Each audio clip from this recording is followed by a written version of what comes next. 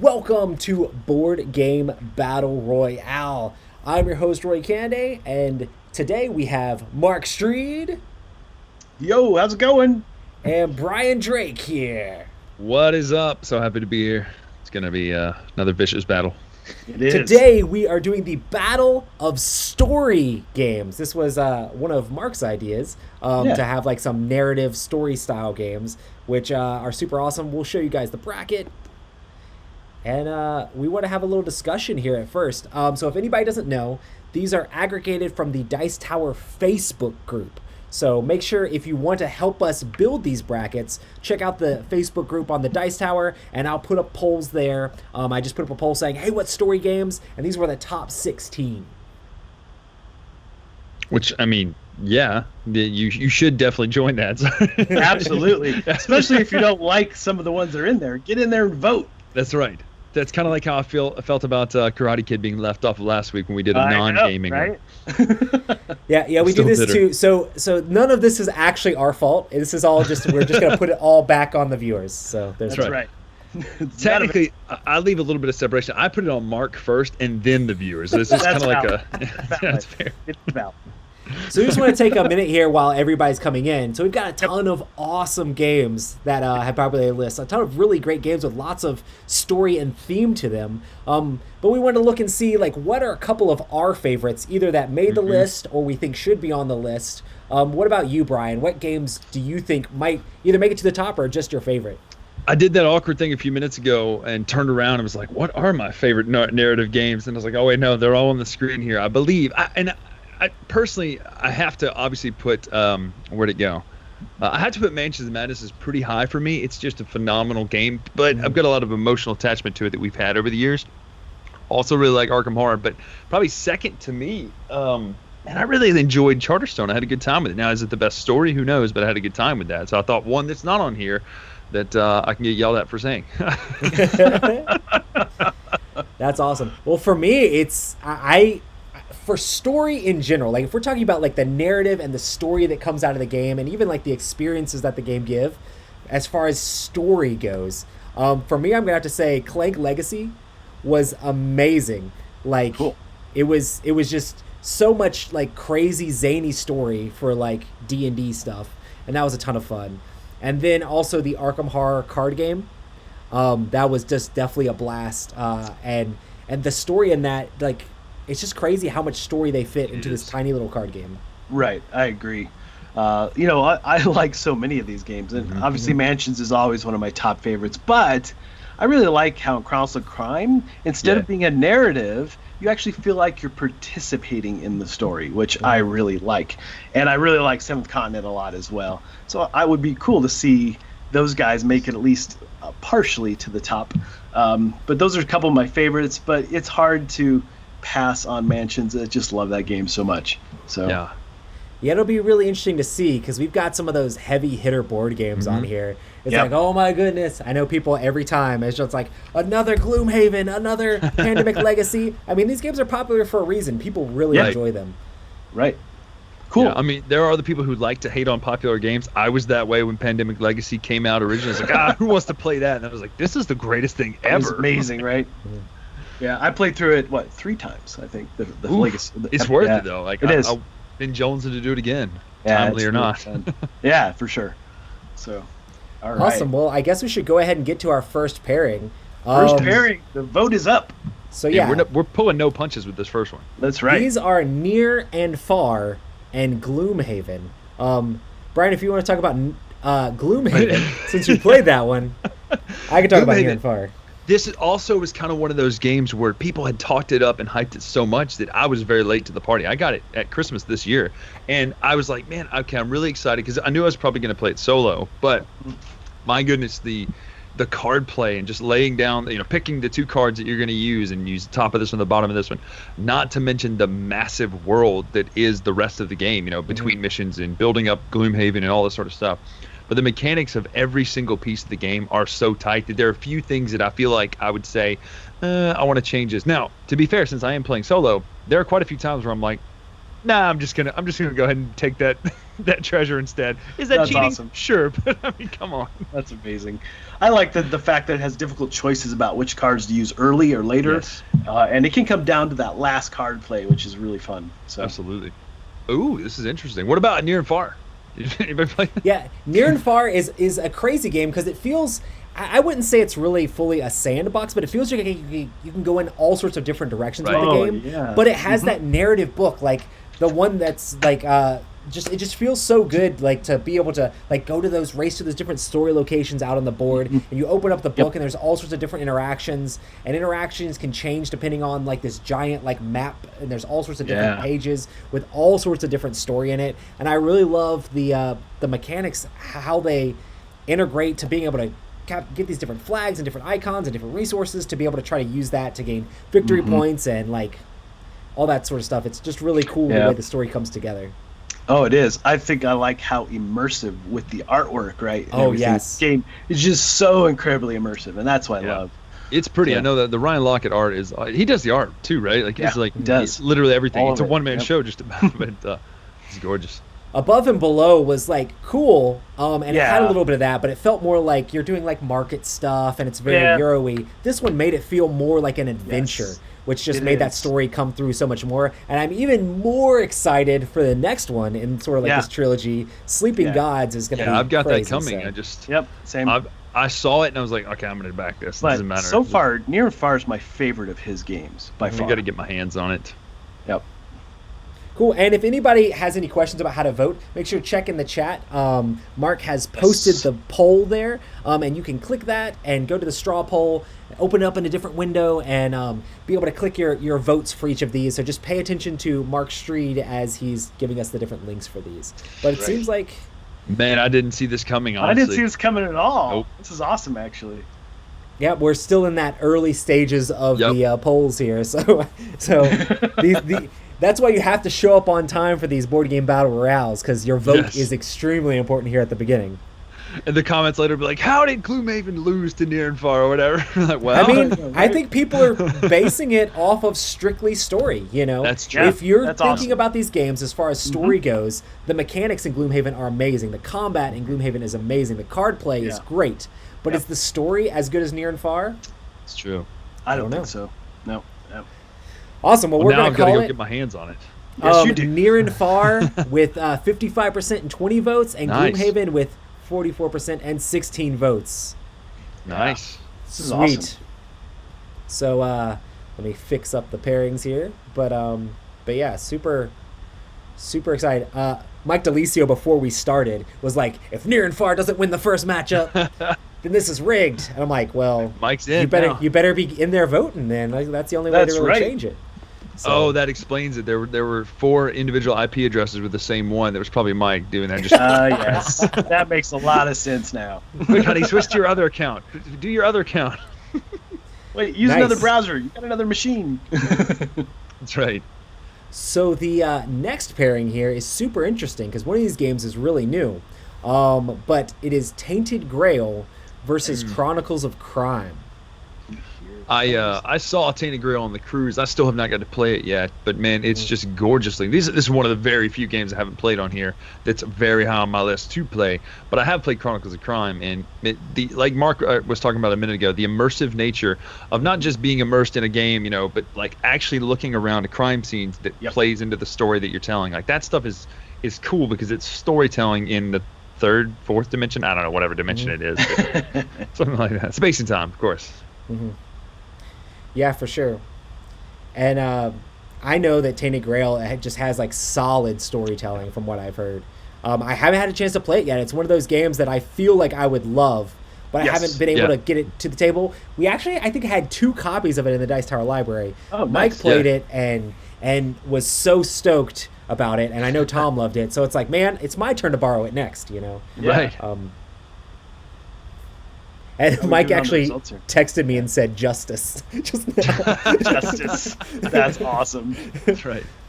But yeah, wow. I feel like the game probably that people have played more is pulling ahead, just because I feel like a lot of people have had a chance to play Chronicles of Crime, and it's so good. So I definitely agree that it is a really good game. it's accessible too. It has kind of the Mansions of Madness syndrome that we talk about, where it's like, hey, sit down, we're going to play this game. Well, how do you play? Doesn't matter. You'll learn immediately. Yep. You know, exactly. like we're going to solve a mystery. That's pretty much it. Yep. And guess what? We're going to lose because I'm too dumb to ask the right questions. Oh, is that everybody or is that just my experience? I just love the way that it feels like you're in sort of like a real world, because like you can pair cards that you're like, let me pair these together, and it just works in that app. And then like people will disappear from one location and move to another one, or you'll come back and they'll be dead, and you're just like, what? How did I not help them? Well, and they've done a good job too, and I don't know if we're talking just base game here or just Chronicles of Crime in general, but they've done a really good job of giving a different feel between Noir and then Redview, Welcome to Redview or whatever. Yes. They've done a good job of differentiating those feels, and then the 3 that are coming out soon are like, what, futuristic, 1900s. All different again. Yeah. It's crazy. Which is really cool. So... how did Time Stories not make it up on this list? Oh, man. Oh, yeah, that's a good question. Somebody played the last one and just decided it was... Listen, if Time Stories would have stopped with the very first scenario, it could win the whole thing. I'm telling you, that Time Stories, that moment when you discover that first puzzle and you've done it right, you're like, this is amazing. But I wish I could loop back in time and play the first Time Stories without playing the rest of them. It would be great. Oh, see, I like some of the other Time Stories. There is some other good ones, yeah, but it seemed like there was such amazing times that was had with the first one that as time went on, it was not the same, you know? Well, it's kind of a little bit like Harry Potter. When you read the first Harry Potter and the last one, you're like, oh, this was not planned from the beginning. This was... Oh, my gosh, it's super apparent, yeah. All right, so we definitely have a very clear winner here. Yeah. Chronicles of Crime with 30 votes, and then Tainted Grail with 11 votes, giving Chronicles of Crime the win. That's it. We'll see. I wonder if we gave people more time, or if more people have actually tried Chronicles of Crime to see if it would, or tried Tainted Grail to see if it would actually make it further up the list. But I don't know, because I haven't played it yet. So. I'm pretty sure it's one of those ones where the board builds out from the cards you lay down on the table as a board, right? Almost like Seventh Continent. Am I wrong about that, or am I crazy? I think that's right, yeah. Yeah, because I saw some people playing on the cruise, and it was not taking up a lot of room yet. I don't know if it does later, but... Yeah, for sure. But yeah, this next pairing is definitely super interesting. Yep, here we go. Here comes the vote. Yeah, Robinson Crusoe versus Stuffed Fables. Very different games. Right. Yeah, they are. Very different. If one of you guys wants to talk about Robinson, that'd be cool. Go for it. Let's talk about how brutal it is, right? It is so brutal. Oh my gosh. Just trying to survive in that game, and things go wrong badly. You've got the weather dice, which I really like the weather effects and things that happen from those dice. But yeah, it's one of the most stressful games I've played, that one in particular, which I enjoy that in games actually, where you actively feel like things are truly going bad. That I find that fun. But I mean, I played it probably a dozen times and maybe won twice. Yeah. So it's one of those that always has me coming back, just because I'm like, oh, let's beat it this time. We can do it. And oh, no, we didn't do it. No, we did not. The wolves came and ate us or whatever. Yes, exactly. Just like how the resources work in that game too. So yeah. Anyway. I love Stuffed Fables. This game is such a great game for parents to play with their kids, and the entire thing is stories. I mean, it's called a storybook game, and it's crazy how they took this idea of a book and made it where you're actually playing on the book, and the different things you interact with. There's paragraphs and sentences about what happens when you interact with them, and there's tons of narrative in it, and it's very much I don't know, it gives you interesting moral choices to go over with your kids, which I mean, I feel like this is the game. I mean, game groups can play it, but it's very much about a little girl coming of age and growing up and moving out of a crib for the first time, or learning how to use I mean, there's interesting things in the game, and it gives you interesting things. It'll give you decisions. I played with my kids, and we're oh, there was that the toys found another toy that was missing an arm, and it's do you have a choice? Do you help him out when he's struggling, or do you make fun of him and laugh at him? And this was actually a thing, and you let your kids make that decision, and then afterwards different things happen. But as a parent, you can then have those discussions of like, what was the reason? Like, why did you guys pick that? Why did you that's not kick cool. that kid in the face? Like, like literally, my kids were like, "Oh, we laugh at the guy with no arm," and you're like, "This is not what we do," you know. And it's kind of interesting to have those discussions. We've got a teachable moment on our hands here. Exactly. It gives you as a parent those teachable moments, but it does it through this like immersive storybook stuffed animal tale, which is just crazy. Well, and it doesn't hurt that it's a fun game. Yeah. Right. And it's cool. It's got like this cool dice combat system where you're sharing dice with each other, and you're using the dice for different actions, and it's really easy to play.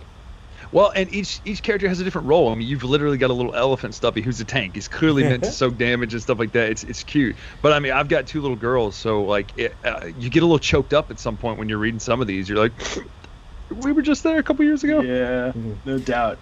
I have not played it yet. I'm super excited to try it. So yeah, it's worth it, man. There are these like mechanical crabs that are like inside of a doll head. Yeah. And that literally scared my son to death.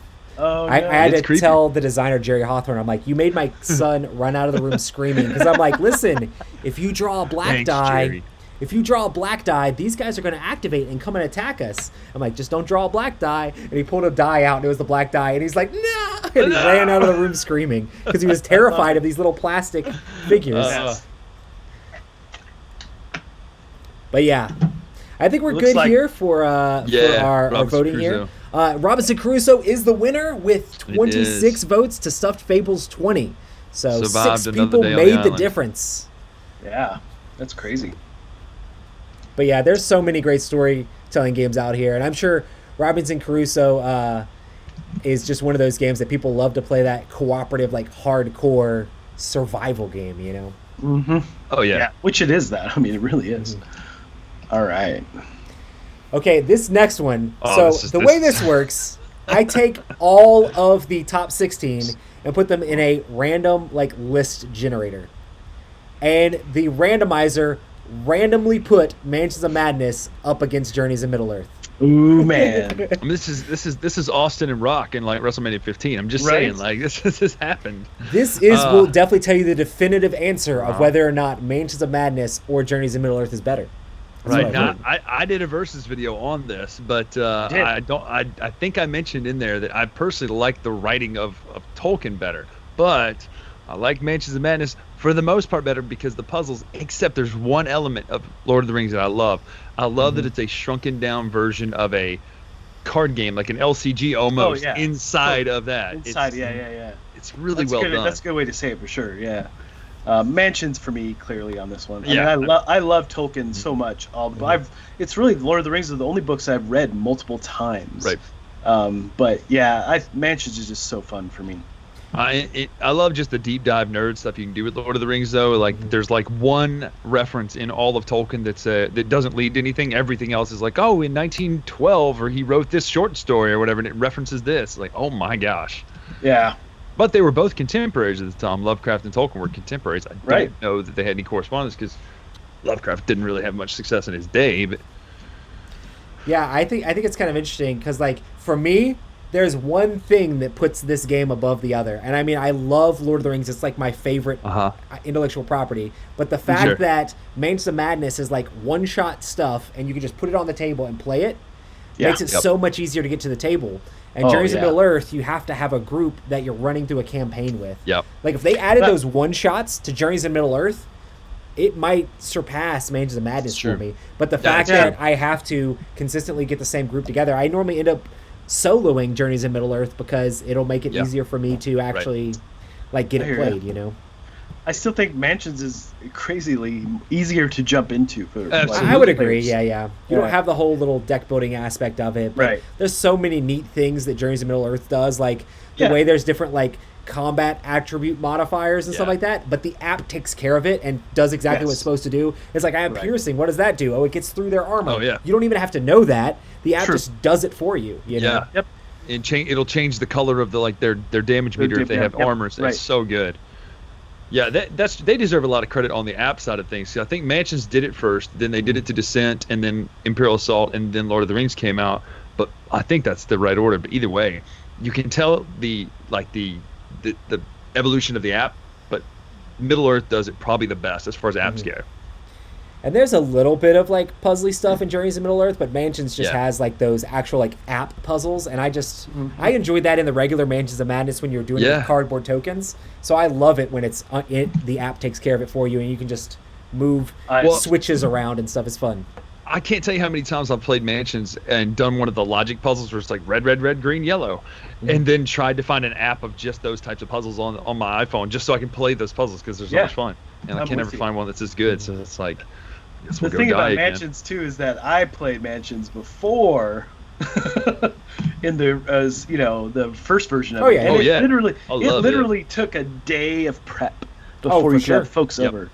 And the fact that I can have folks sit down and start playing in 10 minutes is pretty freaking awesome. And if you mess it up, oh my gosh. Right. If you put that card in the wrong space. Yep. Yeah, the app version, second edition, definitely saved that game and made it way more accessible for a wide audience of people. Yeah, absolutely. Awesome. Well, it's definitely clearly Mansions of Madness here. 36 votes for Mansions of Madness and 21 for Journeys in Middle Earth, which makes Mansions of Madness pull ahead. Yeah. That was a little tighter, honestly, because I know the love of Mansions is humongous. I know we're not alone in that. Right. Yep. Awesome. Well, we finished the entire left side of the bracket. It's over here. So now we're going to go to the second half of the first round pairings. And this will be an interesting one. I feel like I know immediately how this is going to go, just because not as many people have played Clank Legacy. And Scythe is such a behemoth of a game. And this is... I mean, I'm pretty sure this expansion won like best expansion during the year it came out. It won a bunch of awards, so I know that Rise of Fenris is great. So it'll be cool to see how people vote on this one. I kind of want Clank to win because I want to play so bad. I mean, even if it doesn't win, you can still play the game, Mark. Well, I understand. No, if it loses, it's off the shelf permanently. It's off the shelf. I just think I'm more excited about that, about Clank, than I am about Scythe. Yeah, I actually told Mark that Clank Legacy was actually my game of the year last year for 2019. Like, I loved it and played it. I played it with Sam and Tom, and it was just a blast playing through all the stories. We basically just took time, like we got ahead in our work so that way we could go play Clank Legacy, and then like next week we get ahead and play a couple games of Clank Legacy, and it took us a while to finish through I think it was like ended up being like 12 games or something like that, but it was a blast to play, and the story is just great. So fun. Yeah, I love Fenris though because first of all, Scythe is like top 3 games for me, period. Yeah. And then like opening up boxes, even though it's a campaign, you can go back and do it again. You're opening up those boxes and be like, I did not expect that to be inside of there. You know, it's like it's some really good stuff that they did good. They did. It was really cool. Absolutely. Someone said that an expansion may not count, but to be fair, there's so much content in this that adds it and makes it storytelling. I think it. And besides, I mean, y'all voted not. Exactly. Yeah, we didn't put Rise of Fenris on the list. A whole bunch of other people did. That's right. We did not do it. But yeah, and it's funny because it wasn't Scythe that was put up there. It was literally somebody put in Rise of Fenris, and enough people thumbed up, voted it. And the cool thing about the whole list we do is like anybody can add any game to it. We don't. Right. I prime the game with a couple. I prime the list with a couple games just because I don't want it to look empty. I think you have to have at least 2. So I put a couple games in there. Normally those games just fall off the list. Right. And then people vote for their own things, and it's really awesome to see which 16 games we end up with. I thought about putting Wingspan Legacy just to see what would happen. People, what? It would win everything. Yeah, I got it. I'll take that. No. have you played it yet? No. I've heard it's great though. Like, it's the story of a bird. That's it. Wow, this is not going at all the way I thought it would go. Yeah, I'm pretty excited about this. I'm happy. Like, that means more people. Yeah. I guess a lot more people have played Clank Legacy than I thought had. And I mean, if you like Clank, it's like Clank meets that near and far storybook thing, and it just.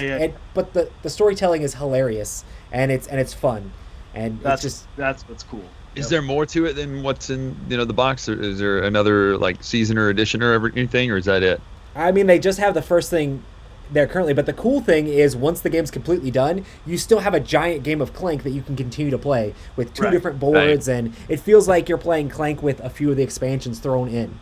That's cool. And it's just if you like Clank at all, and I you love want Clank so much, and you want to play Clank with like fun stories where you can adjust, like change the flow of the game. It's just so much fun. Really cool. Now chat's saying they want Wingspan Legacy. Wingspan Legacy for the win. The Nordic birds come and attack, man. Wingspan Legacy, I destroy your entire water section. Dude, that would be crazy. Just put stickers over it. It's like an acid spill has landed in the water, and you can't can't have any water birds anymore. It's terrible. That's awesome. Wow, this is cool. This is awesome. Well, I didn't realize. I thought for sure it would go the other way. I thought for sure. I saw a pretty good endorsement of Clank Legacy right there. Someone said, I do not like Clank at all, but I love Clank Legacy. So that's pretty good ringing endorsement. Good. Yep. Everybody I've talked to has loved the story in Legacy. So cool. Well, Clank Legacy has it with 35 votes to Rise of Fenris's 24 votes. Yikes. This next one is...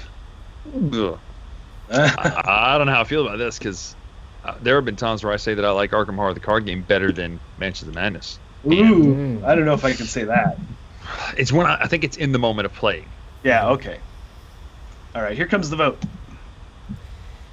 Cool. Yeah, our next games that are pairing up here are Arkham Horror, the card game, versus Seventh Continent. And yes, that is the cover of Seventh Continent. It doesn't say the name on it at all. Oh. It's just a creepy skull thing. The retail version does. It's got like the skull, but it also just says the Seventh Continent really large on it. Okay. But it's a unique game, that's for sure. It is. The thing that I like that's so different about the two stories, Arkham is pretty structured, and you see where you're trying to follow. But I like the fact that in Seventh Continent you just start and you're like, we're just where? Yeah. And what do we do next? I like that, how you feel like you're lost wherever, and the story just unfolds in front of you. I think it feels really cool. Like Myst. Do you remember that 90s? Yes, it does. It totally feels like Myst. I wonder if there was a little inspiration there, because it's like some cool art and stuff like that. But it's like the thing I love about Seventh Continent, and this is not a spoiler because it tells you about it in the instructions, but like the hidden stuff on the cards. If you see a number on a card, you can open up that card like that. Yeah. That's just cool. And Arkham Horror has actually added some elements too, like when it was like, hey, if you do this thing in this mission, or like do this card and save it for later. Why? Yeah. We don't know. We'll find out. I remember the first time playing Arkham Horror, my mind was blown when it was just like, okay, put this, like I drew out of the encounter deck. It's like, put this location into play. And it's like, oh, there's a new place I can go that I didn't even know existed. Right. There's so many story elements. And then there's just like all this narrative you read in between each thing, and the choices you made during the game changes.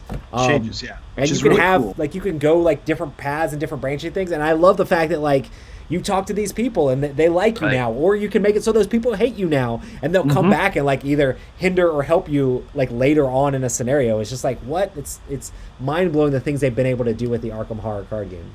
In a card game, that's what's so shocking, because I mean, you can do that in a board game, but like having it still be a random deck, well, not random, you seed it, but it still doesn't feel like, crud, if I only could have got that card. Right. And same with Seventh, is that it's a card game, right? It's true. It lays out, right? And I just love the fact that you could stop playing Seventh at any moment, and the box has that save feature where you can save exactly where you're at, which is so cool, because we had to do that many times. Right. We had to. We're out of time. We got this, and it's just the save feature is so cool. Question: when you die in Seventh Continent, do you completely start over? Typically, we have, yes. It's rough. Are you doing the Gloomhaven thing, Roy, of like, we didn't do that?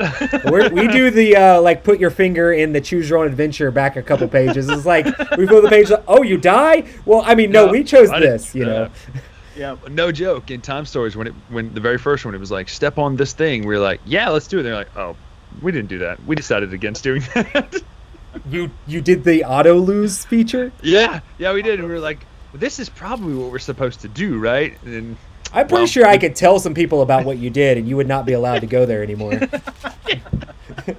That's messed up, Bryan. It's pretty much the antithesis of my job, but what I did anyway. That's true. Nice. Awesome. Well, wow, this was a close one for sure. It was neck and neck the whole race up there. And I mean, Arkham Horror is extremely loved but so is Seventh Continent, and it's crazy because they are definitely super close. So I think what's weird about this too is one's very widely available, and the other one just now became relatively. Yes. Is it even out yet? Is retail out yet? I don't know about retail. I don't know that it's out yet, but either way, like you couldn't get Seventh Continent for 2 years. Kickstarter backers it out in full force, basically. Yeah, that's it. That's who's here. Really true. Show up, guys. It was an update on the Kickstarter. That's what it was. They were like, "Hey guys, today." Yep. Nice. 33, well, 31. That's, I think I guess I'm gonna still call it so we can keep moving along. So Nice. Seventh Continent wins with 33 votes to Arkham Horror the Card Game's 31 votes. Whew. That's close. That's close. It is. That was tight. Nice. Games. Actually, to be fair, I don't think there's been a game on a battle royale that I go, ugh, I hate that game. Like, I don't think there's been a single one that I don't like. Right. I have the same thing. Yeah. Yeah, there's so many times when it's just like, man, these are so many great games. Like, which one's gonna make it to the top? Indeed. Right. Well, this next one will be interesting as well. Very different games. This is gonna be super interesting. Yeah. Detective. Okay, here's the vote. Detective versus Imperial Assault. Go vote in the chat. Click the link out of the chat and go cast your vote now, because you gotta. This is a good one. Star Wars Imperial Assault. I've got an emotional attachment to too, because this is the very first thing I ever painted was Imperial really? Assault. Oh, nice. So, Yeah, and obviously Star Wars, so I've got an attachment to that. But, absolutely. Yeah. I don't know. Detective though feels like work to me. I had fun. Don't get me wrong, but man, it just was a lot of work. You're getting a check for it. You're like, wait, right. Someone owes me, right? You're not a very good detective, Mark. You couldn't figure out the crimes easily. We didn't do well. Nice. It's super clever though, because you do feel like you like the big board, and you're connecting the dots and all that kind of stuff, right? All the stuff you see in all the TV shows. Oh, sure. I did find it interesting that Imperial Assault made it on the list, and I didn't really. I guess Descent may have been further down, but it wasn't like high enough where I really noticed Descent on the list much at all. So people just really like the Star Wars remake of that system. Yeah. The thing is, when Star Wars came along, I got rid of Descent because I would rather play that version. Absolutely, 100%. Well, and to be fair, the one Brial, the one person side is much more streamlined in Imperial Assault than is Descent. Yes. Oh my gosh. Better. Huge. I even had the original Descent, and that was kind of a pain to play. But wow, this is 50-50. Right on. Yeah, this is so close. Right on. Hey, if anybody is confused about how to vote, if we have any new viewers, make sure to check out in the chat. Mark has put a straw poll up, and you can go there and vote for which is your favorite in between Detective and Star Wars Imperial Assault. Yeah, this is closer than I thought it would be. And I'm waiting to refresh until some more of you vote, so it actually matters. We'll see who's going to come out the winner. 62 votes so far. Oh, that's crazy. Yeah, 31-31, sitting right in half. Come on, somebody tip this. It's funny. So I've had a few people in chat say that we should put a timer on these and time each one. But what happens then if the timer runs all the way out and it's right at 50-50? Yeah. They're both eliminated. They're both gone. And then you have to throw them off your shelf. That's the rule Mark instated today. Yes, it is. It's absolutely true. If a game loses and you own it, You're out. You have to burn it. It's so funny because they both had 30 votes, then they both had 31 votes, then they both had 32 votes. So there's six people who have voted. They just 3 voted this way, 3 voted that way. I was going to say that, or it's the absolute speed it takes for someone to switch to a different username. That's Star Wars just pulled there. It is, pulling ahead. Everybody's getting on their voice over IPs so that way they can. Have you guys played it with the app, or because I really didn't much? I played it all, regularly. Well, originally, yeah. Yeah. I mean, and that's how we mostly have played. I was so excited for the app to come out, and I think we won so far with it. That's exactly how we. I played Descent a lot more with the app. And when I tried to play the Star Wars game with the app, it seemed a little bit more convoluted than I would have liked. I was just so used to Mansions of Madness, the simplicity of just throwing the stuff on the board and just playing, that it was. It's so much better. I think, well, the thing is, those weren't made for the app, whereas Mansions was. So, like, if we, and I'm hoping we do get a Imperial Assault 2nd edition, because then it would be made for it. Yep. Mm-hmm. Yeah, I don't know for that sure. we will, but man, it'd be Yeah, great. that would be really nice. They might end up doing a Descent that's specifically made for it first. Who knows? Yeah, it's true. Yeah, true. Man, I saw Star Wars ahead a little bit, and then I saw Modern Right. Crime ahead a little bit, but it's once again back to 50-50. Hey, did they wrap Descent into Terranoth, or is it its own thing? And then they also had the Terranoth stuff. I think They're it the is, same, right? They're the same world. What do you mean? Yeah. But I don't know that Descent they has wrapped- always did been Tyrannoth. Oh, has Yeah. it really? Oh, I didn't realize that. Okay, that's Yeah. maybe where I'm going wrong. Oh no, I had it backwards. Battlelord became that when it became second Yes. edition, right? That's Yes. right. Battlelord Okay. was moved to Yep. the Tyrannoth universe, which I actually like. It's very interesting and kind of Yeah. strange, but That's it's a great definitely game. kind of cool. Awesome. Well, oh man, This is Man, ridiculous. it's- Yeah. what do we do man. when these things are like one away? Do we just? Right. I mean, this is where a We're timer. gonna have to call it. I mean, If we well, if we oh, had a timer that It's ended tied. exactly now on the it's tied thing, again. if we had a timer that Even. ended exactly, okay, the next one that pulls ahead, I'm That's just calling it. the winner Yeah. because we spent Yes, so we're much gonna time call the already. winner. So So- close. I love it. Whoever That means votes that there's is so gonna be much the person- power for one person. There it is. Imperial Imperial Assault. Assault. Imperial Assault. Boom. Good. Man, Okay. that was close. I think that's the closest we've had for anything ever for these. Nothing's Okay. ever held out that Hey, long. just stop No way. refreshing, or it's going to invalidate everything. Right? It's still ahead currently. It Cool. is, yeah. Wow. Oh. That was a nail biter. That was a nail Was. biter for sure. I love That's it. crazy. So cool. Cool. Well, oh man, that was so close. Cool. Was. Well, Star Wars Imperial Assault pulls ahead with its 21 or 41 votes to Detective Modern Crime Board Game 40 votes, which That's correct. could have been either way. But Star True. Wars Imperial Assault is now, I just refreshed it again, at 42 votes to Detective Modern Crime's 41 votes. It's still one Okay, ahead, still guys. one ahead. It's still one ahead. No changing that. So That's that's right. the way it is. Oh, gross. Okay. Cool. Well, the next one, wow, these are both really good Boy. games. They are. But as far, All right. I loved Eldritch Horror when it first came out. Eldritch Horror Oh, yeah. was great. But as the card game and Mansions of Madness have come out, like I've cooled on Eldritch Horror a little bit because it definitely had that Arkham Horror For me. feel, but like a little bit Yeah. more streamlined. But the other Right. two games just felt so much more immersive to me. Yes. Well, it's not. I think it's zoomed out just a little too far to really immerse you in the story. Like, Yeah. I love the whole idea of globetrotting, but like, Yeah. you know, a country card or a region card versus like a area of a town is a little too zoomed out almost to put you in the Yeah. story. for sure. One thing I And do it- love about Eldritch, though, is that you get to collect so many items and so many characters, and you feel like you're building your guy up and comboing it, but then you draw a card and he just dies. But there's- Yeah. That's hard. That totally happens. But yeah, man, for me, Mansions totally replaced this game for me. Yeah. Mhm. Yep. Well, and the thing is too, though, what's weird is Mansions is so good, but I actually like Arkham Horror Third Edition, and I really enjoy that game. But Mhm. like Mansions is so good that it's almost like it came out and just was Yeah. gone. I feel that way too. Yep. And Pandemic Legacy, I mean, we talked about this earlier. Just it was the first, and it still did it one of the best, Yeah. of legacies. Yep. And off camera, we talked about how, man, I played this game 3 times, and I would go again. Absolutely. Absolutely. Wow.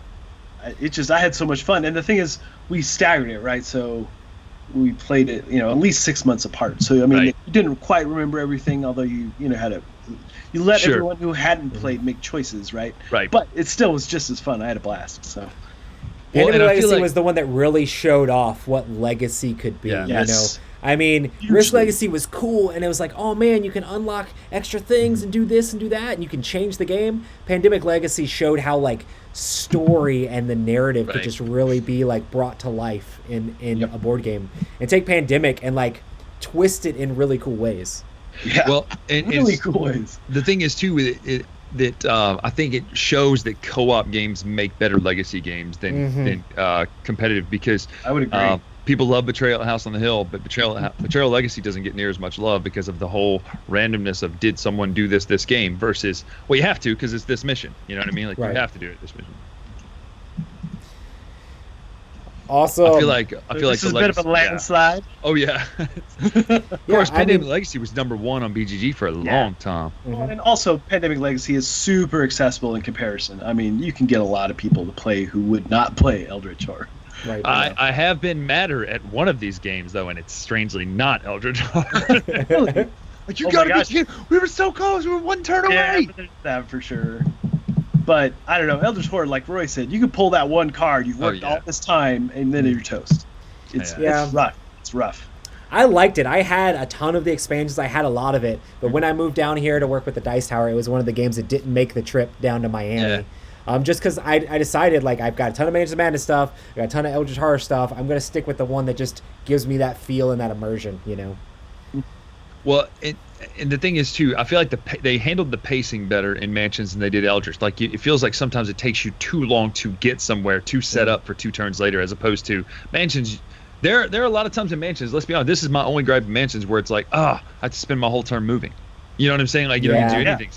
But it's not as, Sure. Well, we can definitely call this on Pandemic Legacy, 55 votes to Eldritch Horror's 15 votes. Right. The 15 votes are all in on Eldritch Horror, so they have to. Yeah. I think there's a Cthulhu contract where you have to vote for that. I think there's a Cthulhu contract. I think you're right. Cthulhu contracts should totally be a thing. I think it is. Yeah, I think so. Cool. Well, that is the first round of the brackets. So our current games that are still up here are Near and Far, Chronicles of Crime, Robinson Crusoe, Mansions of Madness, Clank Legacy, Seventh Continent, Imperial Assault, and Pandemic Legacy. It's kind of funny because this next pairing, the smaller games pulled away and left the bigger games behind. Which was really cool. That is true. That's kind of strange. I wasn't expecting the. Yeah, I totally didn't expect that. I'm excited about this now. There was actually a lot of upsets on here. Not upsets in the sense of me, but like what I thought was going to happen didn't happen. Same. I agree. This is kind of cool. It's really cool to see the way people are voting, and I mean, maybe they are voting based specifically on what they feel is a better story game. You know? Yeah. Right. That's how it should be. I mean, that's awesome. Which means this one's going to be tricky. Yeah. Yep. So yeah, we have Chronicles of Crime versus games. Near and Far.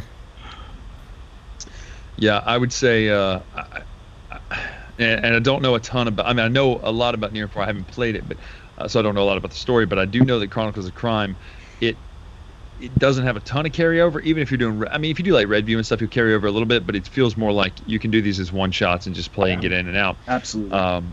But you are the one in the story. It's you. You know, it's like you were talking about earlier. Yeah, that's what I like so much about that game. Oh my gosh, so good. Near and Far's story is kind of interesting. You can play it multiple different ways. You can play it where you're playing like one shots and you're playing like a map and you're playing the game that way, or you can play as a campaign as a character, or you can play like there's several different ways you can play. But like the character campaign, like the numbers and places on the board will be different than if you're playing it as a one shot. So you have that replayability of finding different things in different places.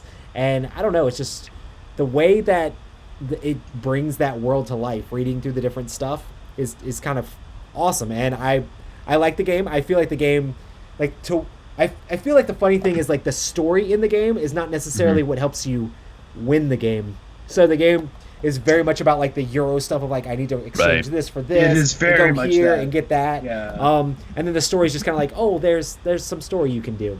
Yeah. So I think that might. It sounds. It is. Right. That's and for me, I really like just that immersive story that it has. But even though you're doing all those other things, but Chronicles, man, game just feels like you're in the game. Yeah, right? I love it. Yeah, so good. Near and Far sounds right up my alley. Like I do not know how I've passed on this so many times. Like I've got to get my hands on it. Oh yeah, it's good for sure. But yeah, I mean, I have an idea. Next time Tom sends just a box of potential junk, just slip it in there for me. Just slip it to me, and I would have to steal it out of the library for that to happen. But what was I gonna say? Near and Far has like two options. You can either you can seed the board with a certain amount of stories, or you can play a module where it's like you just put more stories out. And I always play with extra stories. It's like more stories in the game. Make it happen. Yes, I agree. So. Cool. Well, this one is not that close either. It's well, I thought it would be closer. Oh, I mean, I can see these two games paired up against it. I'm actually interested to see how far Chronicles of Crime can go. Yeah, but, I am too. Chronicles of Crime is the clear winner with 43 votes to Near and Far's 22 votes. Yeah, and we don't have the discipline. Excuse me, I don't have the discipline to where when someone's like, "Hey, let me look at the crime scene," to be like, "Oh, that's fine, just you look." I'll be like, "Well, we'll spend some time and let me look too." This is great. Right. Well, especially when they start describing to you how cool everything is and what everything looks like. You're like, you saw what? There's You saw blood what? everywhere. Or then you correct me like, "That's not an ashtray." That's That's not. Yeah, I love it. yeah, it's fun. Awesome. So our next one, oh man, Here comes the vote. this is going to be the survival Yeah, on it an is. island game Ugh. versus the horror Survival creepy everywhere else. mansion game. Yep. Yeah, this is this is a clear winner for me. I mean, hands down. Hands down. Absolutely. Again, I've never had even when we lose, and that's very plentiful. Never had a bad experience in mansions. Right. Well, the polls currently are, since I opened it, is 5-5. Yeah, it's bouncing around quite a Yeah. bit. And let's refresh and oh yeah, that is quite a few more for Mansions of Madness. Yeah. And you remember Mansions was what really drove the original app don't get your app in my my game Right. conversation, right? But this is also the game that, because it has an app, has allowed the main mechanics to evolve quite a bit, like just it's the fact that you now can do a hidden trader roll and it works because you have secret things that only you get to see on the screen. Yes, you can do it with cards, but it's done so well with the boat mission and then the Oh yeah, the boat mission is great. I mean, so great. think about the ease of learning and how hard it is to get into the games on these two games. True. They are polar Right. opposites, right? Like Robinson Totally. Crusoe is an intense, heavy game, and Yeah. Mansions of Madness is just like throw a board on the table and throw a couple characters out there. You get 2 actions Let's each turn. go. Let's go. Yeah. Well, and what Mansions does good too about if we're talking narrative structure here, it does a good job of actually kind of hiding and also highlighting important story details among flavor text, where you go, wait, was that? Do we need to know that? It's not like it doesn't spoon feed you, Right. but it also doesn't.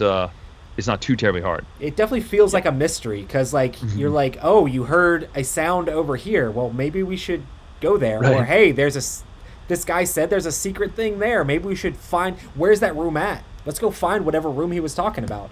And it And leads you we're to the all next insane. thing. Yeah. And it took you from where there used to be these cards you have to seed in certain locations. Yeah. For the first edition to now the app takes care of everything Oh. and can not only build the So map much for better. you can play the same scenario again and the Yeah, map right. can be different. Different. What? Well, and I think that's from the first edition, second that I like maybe the most Yeah. is the fact that you have that fog of war, as if Oh, you yeah. enter the mansion and you don't know where the rooms are or what there's in, where to go. Or I like And that they a can lot. change sometimes depending on the Yes. scenario. It's like that used to be love the that. kitchen, now it's a bedroom. Like what's going on? You Yeah, know? I remember playing the first scenario when it first came out, like 4 or 5 times, and having different things happen every time. Absolutely. So Well, it was just awesome. And they've done such a good job with playing with these mechanics using the same materials. Like I think it's a DLC mission, but you play across time. So you have Yes. Oh, yeah. That's Yes. so cool. Like you have the Oh, same so map, good. but it's Yeah, so some of the quality. story elements in this game has actually been whoa, slightly mind bending sometimes. Yeah. It's like, wait, Yeah. what? As Like it you'll should see be. premonitions of things that are going to happen, and you're like, wait, Yep. what? How did this app So do great. this? It's Yep. interesting.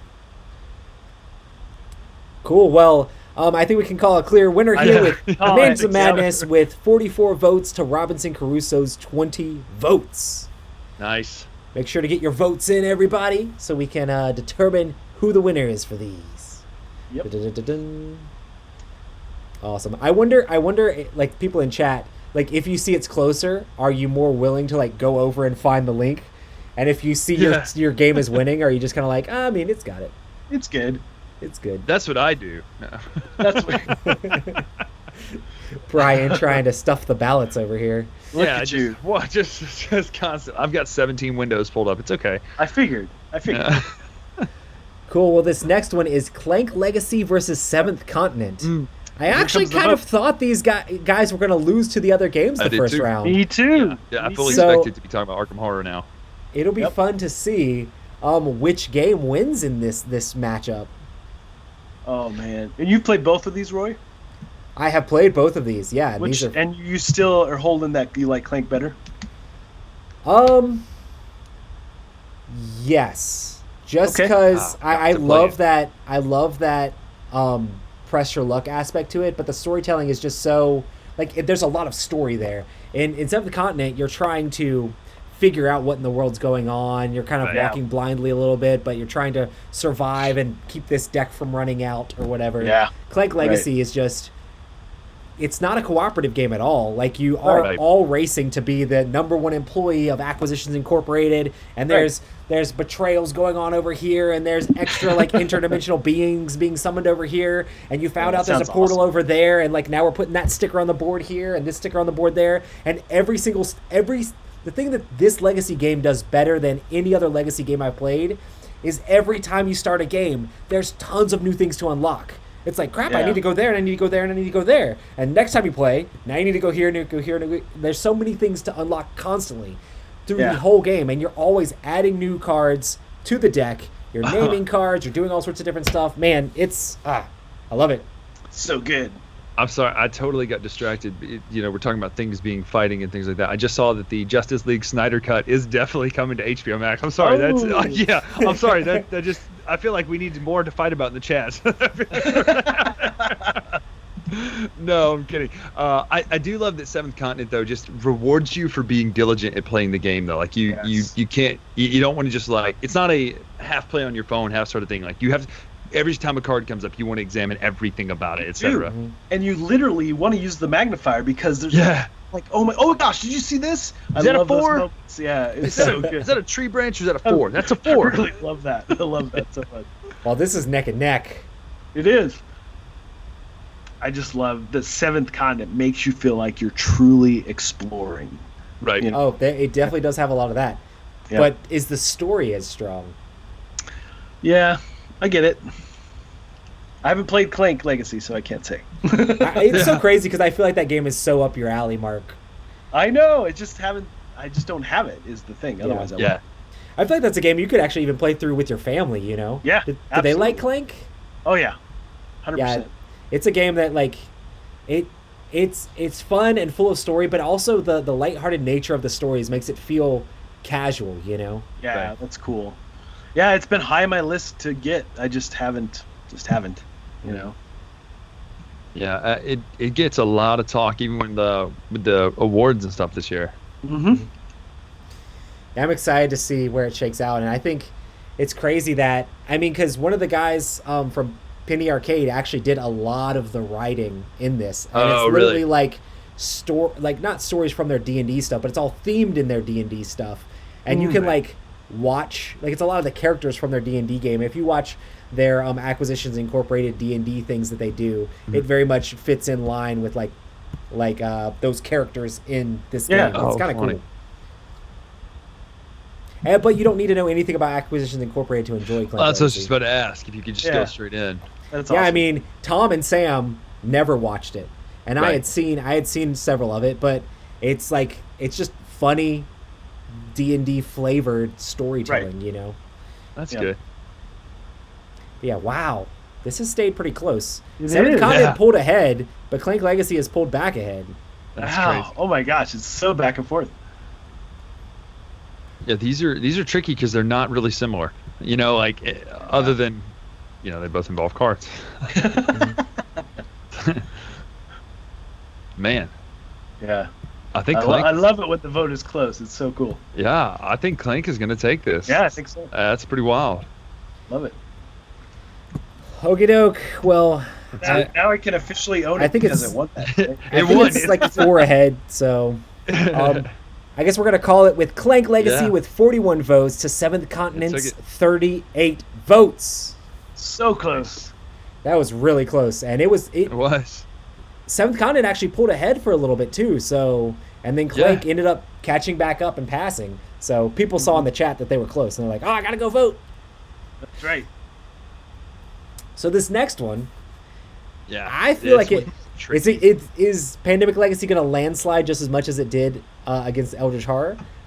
Who's I the vote? don't know. Like, I mean, so like Carly got this for me for Father's Day a few years ago, and we played through. We were like, "Oh, this will take us a couple months to play through." We played it in like 2 weeks. And we're just like, oh, we're going to play every single mission.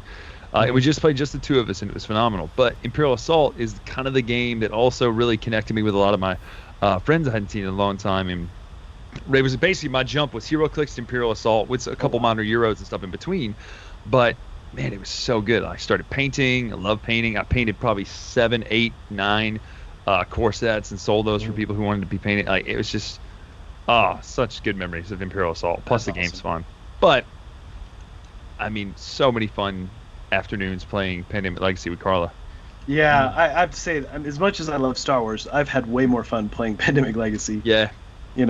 So... And truly, when it comes to Star Wars games, I'll do Rebellion, right? I mean, that's the one. That's true. That's the one I go to more often for Star Wars. Yeah, and not that there's not really storytelling there, right? But it's the one-shot feel of it. Yeah. In and out. But you know what? I got to give Rob. Rob wrote the story for it. Davio, right? For Pandemic Legacy. I think so. I know he did all the but like they did a good job of making the story actually captivating, even though it's pandemic. But man, this is exciting to find out what's going to happen. Yeah. Season 2 is good. Like I didn't think we played the first part of season 2. I didn't like it as much at first, and then we started playing it a lot more. It's really enjoyable. Like it's not as good as one. Same thing. Probably the first 4 or 5 games, I was like, I don't know if I like this. Right. And then it just kind of took off after that. So yeah. Pandemic Legacy wins with 49. It's killing them. Yeah. to Star Wars Imperial Assault 16. Everybody's talking about how wrecked Imperial Assault got. Yeah, they absolutely killed. Did. I really wasn't expecting that. Like I kind of expected a little bit more of a showing from the Star Wars, but man. Pandemic Legacy has such a good following, you know. Yeah. It does. All right, we're down to the semifinals here. We are. Chronicles of Crime versus Mansions of Madness, and Clank Legacy versus Pandemic Legacy. And we talked about this earlier. App games versus legacy games. Yeah. Here we go. All right, hold on one sec. Let me finish this poll. But yeah, it'll be cool to see with this. These are both games that you can just jump right into. Like Chronicles of Crime is very little rules overhead. Mansions of Madness, you're gonna need someone that knows the rules. But after they know the rules, they can just like jump into the game, you know. And you can easily teach people either of these games. These are games that I think when you're talking about like lowering the barrier of entry to like getting somebody into gaming, like these games with the app assisted, like taking away a lot of that like overhead of calculations of things. Oh yeah, these games are just great. Yep, I agree. Yeah, I mean it's all fun at that point. Yeah, totally. Now, which one do you think has the stronger story? I think the overall Mansions has the stronger story, but Mansions never makes me feel like I'm part of the story like Chronicles does. So I don't feel like I'm immersed in the same way. I love Mansions so much. No, but you're right though. But I mean, honestly, it's because it leans heavily on the Arkham Horror files, and I love all of those. So I think if you're talking story of a game, I don't particularly care what happens story-wise in a Mansions. I just know it's a fun experience. I want to win. I want to rescue the little girl and not just rescue the little girl like half of her arm, you know, like or whatever it is. That's a very vague example, but like you can win or you can really win. But at the end of the day, I just had fun playing. Whereas Chronicles of Crime, I have to know what happened in the story to win. Mm-hmm. I heard that Bryan actually changed his name based off of one of the Arkham Files characters. Well, fun fact, he was named Mandrake at the same time I changed. It was like the same day. It was almost like they created it for me. Wow. Yeah, no, funny fact, I have an old Mandrake the Magician comic over there from 19 something. It's old, but that may or may not be where my last name came from, and it may or may not be. You should dress up like Dexter Drake or whatever his name is, right? With a top hat and like a magician's like little wand cane thing. Yeah, that'd be amazing. Would it though? Let's do this. It'd be amazing to laugh at. Yeah. I feel like that was a very. I want to see this happen. It would definitely be entertaining. I did a full codec Metal Gear Solid call for a video recently, and I did the screen and everything. It was fun, so I may just have to do this now. Yes. It's just gonna people be like, I'm done. Click. Thumbs down. We're out of here. Thumbs down and just leave. I thought you guys wanted this. I don't understand. Get it. It was really Wow. Yeah. This is a close one again. It is. Everybody find the poll in the chat and make Yeah. sure to click on your favorite because This. Well, let me just say, over the 4 or 5 times we've done this, this is the closest anyone's ever gotten to Mansions of Madness. It's Yes. Oh, for never sure. even touched it before. It's never even remotely close. Yeah. yeah, Just Chronicles like- of Crime. It's just, I mean, it's interesting for how many people out there complain about apps and board games. Right. People really enjoy. There are people that can see past that and really enjoy the coming together and playing with people around the table, even if it does involve an app. Right. But I mean, to be fair, like I mentioned before, there was a Clue VHS back in the early 90s and late Yes, 80s. I It's just remember not- this. This stuff's been around. It's not like it's is. new, you know? Yeah. And you'd have to fast forward to the time code. Yeah. So funny. I was legit terrified of that as a kid because I just watched it as a movie. Like I didn't watch it as That's awesome. There were quite a Nice. few of those VHS games though, right? Like a couple Oh. horror ones and stuff. No, never did well.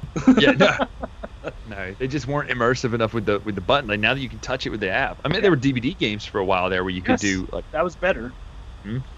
but now it's like, boop, I want to Yep. touch that thing on the ground. So much better. Awesome. Well, it looks like Mansions of Madness is the winner with 46 votes to Chronicles of Crime's 43 That was tight. votes. Wow, that was really close there. It was. But I feel like this helps us for those times when people will look at our results and go, Mansions of Madness just took it again. This was a hard fight. This was a hard fight. Yeah, like nothing about this was a walk away. Yep.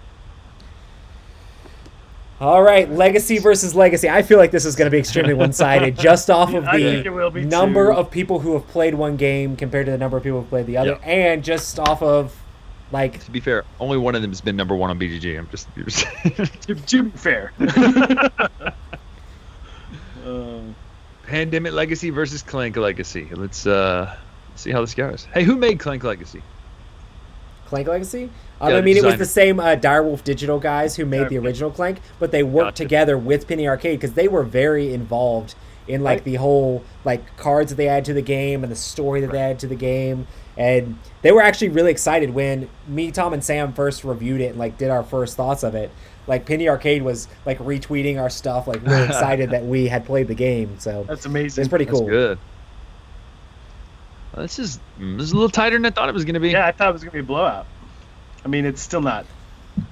But Well, I'm seeing a lot of our usual suspects in the chat this week, but there are some that I'm just like, there are definitely some fans of genres in this time. That's cool. yeah, it's really good, right? It also tells me I have to go get a copy of Clank Legacy now. Like, Yeah, I mean, me Yeah, if it's going this 100%. close head-to-head Mhm. with Pandemic, yeah.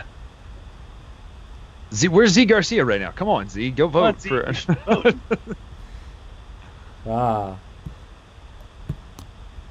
Man. It's definitely leaning towards Pandemic. It is, but not near as hard as I thought. Which, again, we shouldn't be that surprised based on what just happened with Mansions and Chronicles of Crime. Honestly, it's True. man. I mean, honestly, this just goes to show that all of the games in these semifinals are just really good for, like, storytelling, and people Yeah. really enjoy them. Right. Ooh, no. Whoa! Holy smokes! Oh, There it goes. Wow. look at that.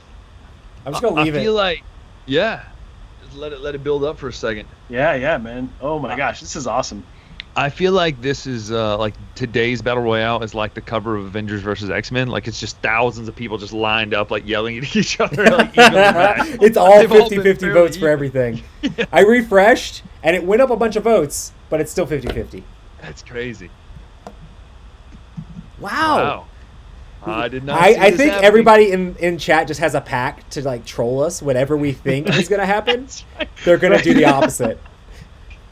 It would not surprise me at this Oh point. man, Clink is. I'm excited because I Edgy. didn't realize that many people have played Clank Legacy to be able Yeah. to make it Yeah. past, like, do this. But this just means that you and Mark are wrong for not having played this yet. I agree. I Like, know. yep. I think. And it's I'm crazy clearly in the because, wrong. I mean, you think it's like, oh, Clank, they came out with a legacy version of Clank. What?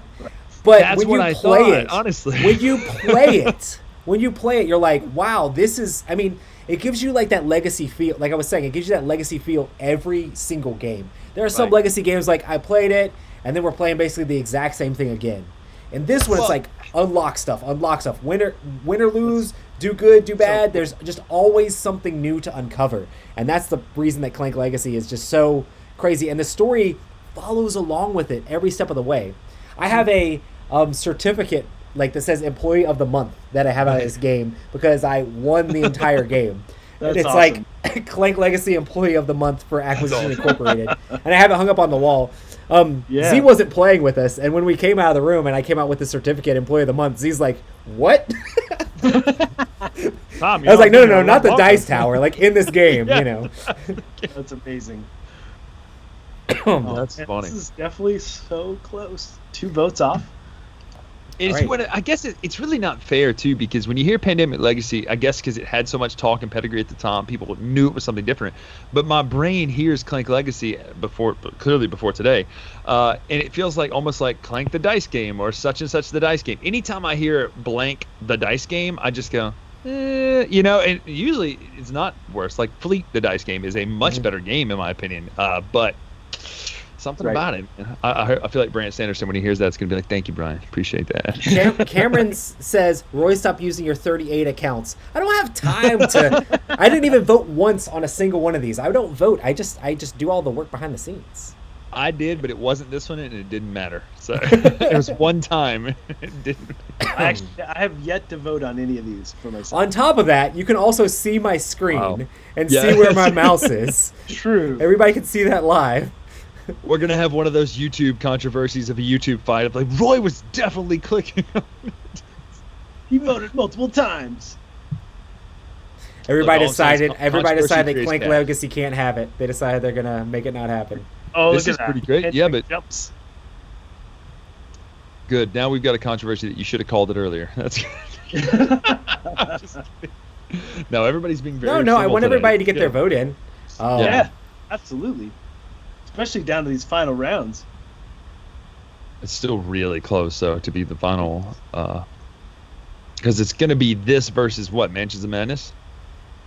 Yes. Which I have no clue how it's going to go anymore. I used to would have said, it's definitely going to be Mansions, but nope. This is nuts. They say I'm using my left hand on other devices. My left hand is attached to the Stream Deck, making me... Stream Deck, yeah. That's right. But yeah, cool. Well, it looks like we have a winner. Pandemic Legacy with 47... Wait, is it that close? Oh, no, it's tied. It's 47, 47. Tied! Shit. Oh, no. Do we have a winner? Oh, no, we don't. No, it's tied. We don't have a winner. It's 50-50. Somebody call your friends. Yeah. Yes. We didn't vote. We got to have one. I was trying to read it, and then it tied. Yeah. It's 47-47. Wow. Yep. I thought I had refreshed several times, and Pandemic was ahead. Yeah. Somebody said, wait for Legacy, the Legacy game, to come out pretty soon. I thought Baseballs, the Legacy. I really thought that would have happened already, actually. See, what happened was people saw Clank Legacy winning, and they're like, oh, no, not on my watch. So then Pandemic Legacy got all its votes up, and then people saw Pandemic Legacy, and they're like, no, Clank Legacy again. Next vote wins, yeah. And they're making it hard on me. It's cool, we're going to call it. Yeah, it's 2 Pandemic votes Legacy with 50 to Clank Legacy's 47. Boom. So close. And that's the way it was before when I was trying to call it. So yes. Yeah, and then it jumped. Cool. All right. Wow. So if that shows you anything, don't discount Clank Legacy as like, oh, it's Clank but with Legacy. Like actually, like it's a thing, you know. If it can stand hand to hand with the game was number 1 on Board Game Geek for so long, when we're talking about story, it's not a joke. Awesome. Well, we are at the final. We are. It has all come down to this. It is. If you like theme and story, if you like all that stuff, let us know. Which is your favorite? That's right. The Mansions last of 72 hours Madness all come down to this. 2nd edition or Here's the Pandemic vote. Legacy Season 1. Yeah, I don't know where this is going to go. Yeah. Well, you know something, brother. No, I feel like that's what I feel like we need a promo of Mansions of Madness, like cutting a promo on Pandemic Legacy right now, man. Right? It's holding close at the moment. Yep. Yep, this is gonna be a nail Whoa! biter. Wow. Oh, I didn't see this coming. No, my gosh, this is awesome. These are some of Carla's favorite games, and she's a lot more solid in her opinions on games than I am, and I don't know where she would vote right now. I think she would go with Mansions, but Well, it's really cool because I'm like refreshing it, and it's like they're like doing like back and forth. yeah, It's like an actual horse race here. Yeah, it is. We might need a photo finish. Yeah, I think we will. I love that it's not just a given like Mansions. Oh, they're just going to take it. I love that we're actually having a real pairing. So for you personally, which would you pick in between these two? Oh man, so I probably would lean towards Mansions because even though we played Pandemic through twice or three times, I still have played Mansions way more, and I definitely would lean that way. But I like the fact that Legacy is holding there. It's pretty cool. Yeah, I'm the same way. I would lean Mansions, but I feel really good about the fact that this is this tight. Yeah, for me, I mean, I have every single thing from Mansions of Madness. Like, literally, when I see them announce, oh, there's a new expansion or a new downloadable content, I know I'm not going to play it for probably, like, another month or, like, several weeks, but I go into the app and immediately pay and download it. I'm like, I want them to know I want more Mansions of Madness, so I want to immediately put my dollars down. That's right. But Pandemic Legacy, I liked it. I thought it was cool. I thought the story was fun, but I know people are gonna. I hope Z's not watching. I'm not as big on the Pandemic system as I know some other people are. So I like. How dare you? We like Legacy, Pandemic Legacy so much that the first game that we took pictures and everything at the end, and then we glued all the pieces to the board and ready to like mount it to a wall. I've seen people do that. That's awesome. Yeah, that's a good idea. Yeah, I haven't seen people glue the pieces. That's actually a really cool wall piece. Yeah, it is. I'm gonna do that with Twilight Struggle. Just be an ugly piece of art. Like, oh God, what is that? It's a terrible piece on your wall. That's quite abstract. Yeah. Oh wow, 3. He's got a 3 in Nigeria. That's fantastic. That's amazing. No, I do Pandemic Legacy though. That would look good. Chat saying the first to 50 wins. It's not a bad idea for a time. I like that. That's good. Yeah. Definitely will be some IP address fooling around with. Yeah, right. Well, they tied back up. Yep. And then Pandemic passed. Wow. Pandemic hit 50 first too. Well. Wow. This is awesome. It's holding steady. Oh man, it is. I mean, Oh Pandemic my gosh. Legacy looks like it's at the beginning. Did I not say at the beginning of this? Well, Manchester Madness is definitely going to win this. Like, oh my gosh. I feel like Z has got to be out there. Yeah. Like 20 machines voting. I see those commenters who are like, I only come to the Dice Tower for Z. Those people were just like, hey, this is for you, Z. We love you. That's right. Exactly what it is. It's got a 5-vote win. 5-vote lead right now. All right. 6 vote. 100 votes. 100 votes in. That's it. Pandemic Legacy looks like it's solid right there. Yeah. Champion of story games is Pandemic Legacy. Surprising. I would never would have guessed that to win. Not at all. Cool. Well, 53 votes Seafall? for Pandemic Legacy and 47 votes for Mansions of Madness, making Pandemic Legacy the winner of our thing here. I'm going to make it big on the bracket. On my champion. list. World champion. Mansions of Pandemic Legacy. Mansions of Pandemic Legacy. Hey, I'm in for that. Like, you know what? They did the Pandemic Arkham edition. Let's do Pandemic Mansions of Madness. Yes. Let's combine them. I'm up for that right now. Well, it seems like, Mansions, it would be clear that they could do some sort of virus story, right? Yeah, actually. Yeah, they could do that. Well, they could do the color out of space and just turn it. Yeah, exactly. Yeah. Man, what a strange bracket. Well, I have an unpredictable bracket. How about that? Yeah, totally not where I thought it would go. I love it. Yeah, that was awesome. And there were tons of super close games, and it was really cool to see everything I just love doing these. The fact that we get the chat interaction and like Yeah. everybody's opinion on stuff, and everybody's like, "Oh, I need this one to win. I need that one to win." Everybody's rooting for their team, and things were pretty divided in the chat. You know, They were. Yeah. It was good. So- It just goes to show how good as a whole all these games are, right? I mean, And Arch Danny just subscribed, by the way, to the YouTube channel. We have a Nice. new thing now where it actually alerts me when people subscribe to the channel. That's So amazing. like people's names Well, pop up, which Arch is pretty Danny. fun. But yeah, I definitely thanks everybody for coming out to these. Let us know what different categories you would like to see for these as well. Because we definitely want to keep doing ones and come up with awesome ideas. We just did story games. We were thinking maybe of doing abstract next, but everybody let us know which games or which categories you would love to see. And in the future, we really want to do some more of the interesting non-board game related ones as well. So let us know if you have any ideas that you can shoot at us for different topics and what you think good topics would be. yeah. Yeah, absolutely. Are we? No, never mind. Go ahead.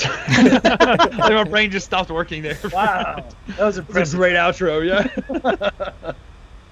Awesome. Well, thanks everybody for showing up, and Yes. we will be doing another one of these. Next Wednesday is going to be crowd surfing, and then the Wednesday after that, we're going to be back with another board game battle royale. Definitely make sure to check out our daily chats, which we're doing every night at 9 p.m. Eastern time. Mark's actually going to be starting joining in with those as well. Yes. Excited. And Eric Summer is having Rich Summerer on. Yes. It's hard, a tongue twister That's there. so He's confusing, having him yeah, on yes. tonight for the daily chat. So make sure to come back for that. So Eric's going to be hosting some as well. So that should be super fun. Yep. But yeah, thanks everybody for coming out. And Brian Drake's going to be on a top 10. What? Top yeah. tomorrow, yep. Right, Brian. Have they announced the actual top 10 what it is yet or no? Did I schedule I it? don't- I edited it. Yeah. Yeah, So I don't know. it's going to be Fantasy Flight games. So make sure to Yes. check that out. Oh, so that's cool. there were some Fantasy Flight games in this It was list. very hard, by the way. Yeah. Me and Brian order have them. similar tastes, so I'm gonna That's vote cool. for Brian's list. That's So. good. And as a teaser, so if anybody out there is a fan of the Orville, my guest on Friday is Peter, that plays Bortus, Peter Macon. So we're gonna talk all about the That Orville would be Friday. fun. So Awesome. Well, make sure to keep coming back for those. Make sure to check out all of Mark's previews and all of Brian's reviews. Thanks everybody for coming out. It has been a blast. Absolutely. yep. See you guys. See you next time. Bye.